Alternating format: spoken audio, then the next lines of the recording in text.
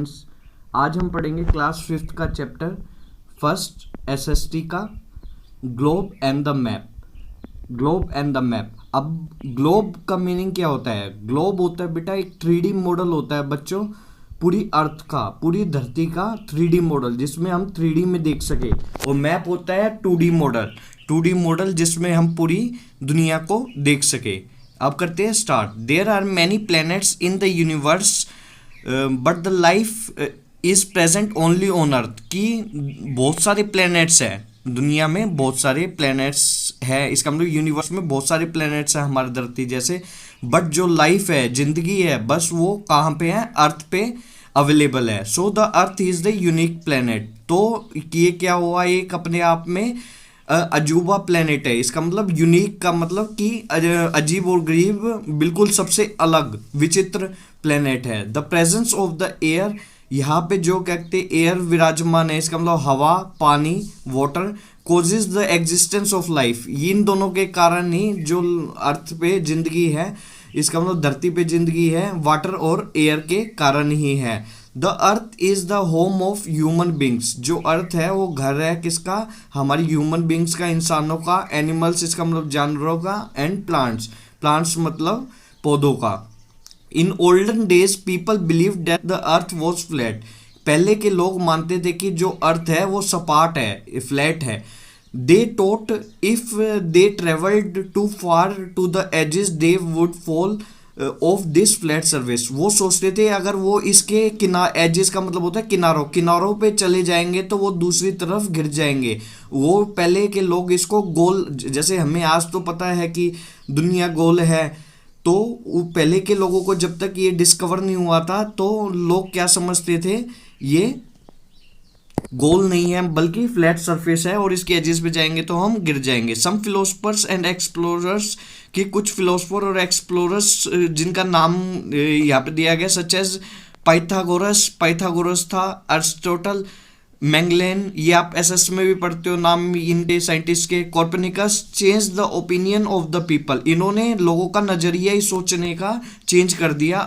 किसके बारे में? अबाउट द अर्थ, धरती के बारे में। दे सेड दैट, उन्होंने क्या बोला? Earth is round in shape, की जो अर्थ है वो गोल है।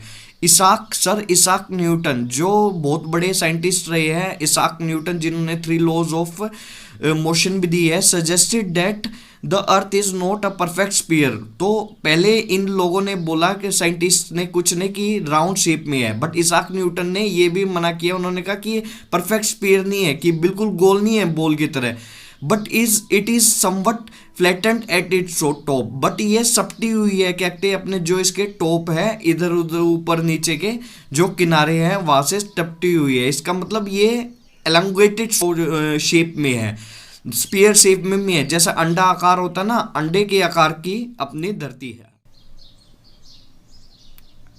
अब पढ़ते हैं the globe. The globe meaning the globe. अब पढ़ते हैं the globe. We need to know about the earth. हमें अर्थ के बारे में जानने की जरूरत है। तो साइंटिस्ट ने क्या किया?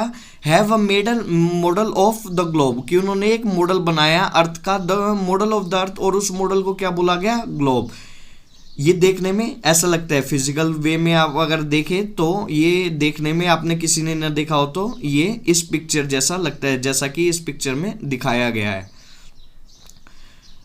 It is the simplest and the most accurate way to represent the earth. की सबसे एक्यूरेट है, इसका मतलब इसमें कोई गलती नहीं है, और सबसे सिंपलेस्ट वे भी है जिससे हम धरती का देख सकते हैं एक स्मॉल फॉर्म में। The map drawn on the surface of the globe shown the relative sizes. वो बिल्कुल रिलेटिव साइजेस दिखाता है, एंड द शेप्स, और बिल्कुल शेप्स भी जो होती है कहते हैं कंट्रीज की, बिल्कुल सिमिलर सी दिखाता है, of the continents and the oceans.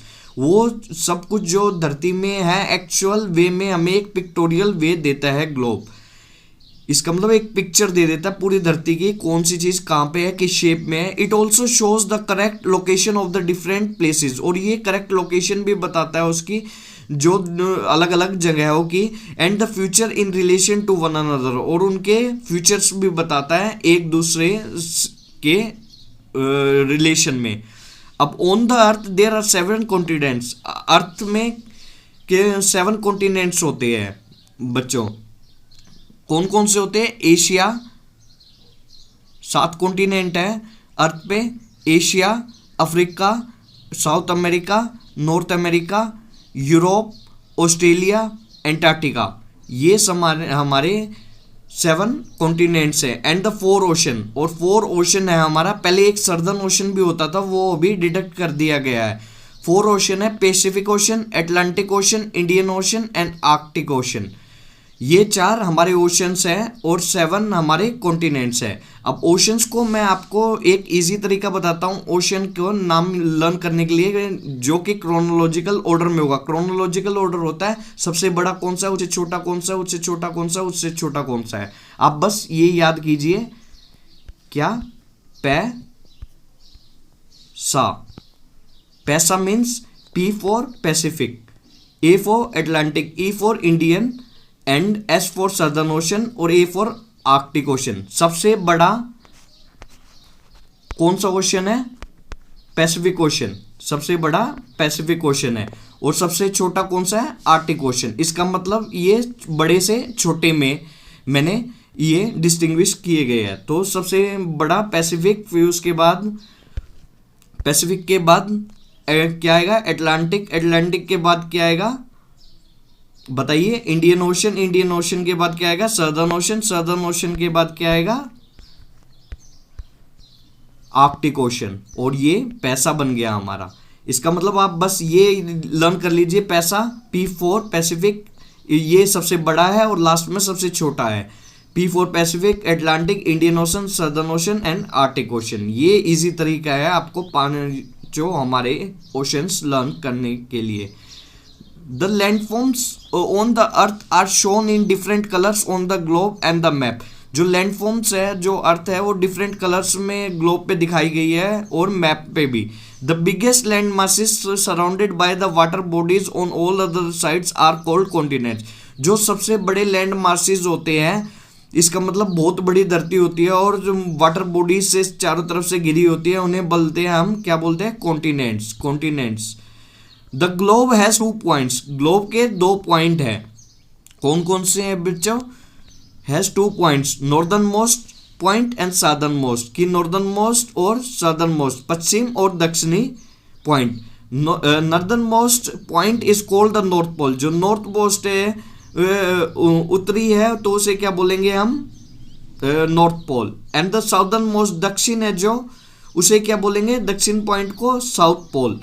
अब both poles are flat in shape, और दोनों पोल फ्लैट इन शेप है। तो आज हमने पढ़ा ग्लोब के बारे में और 7 कॉन्टिनेंट्स एंड 5 हमारे ओशंस। Thank you.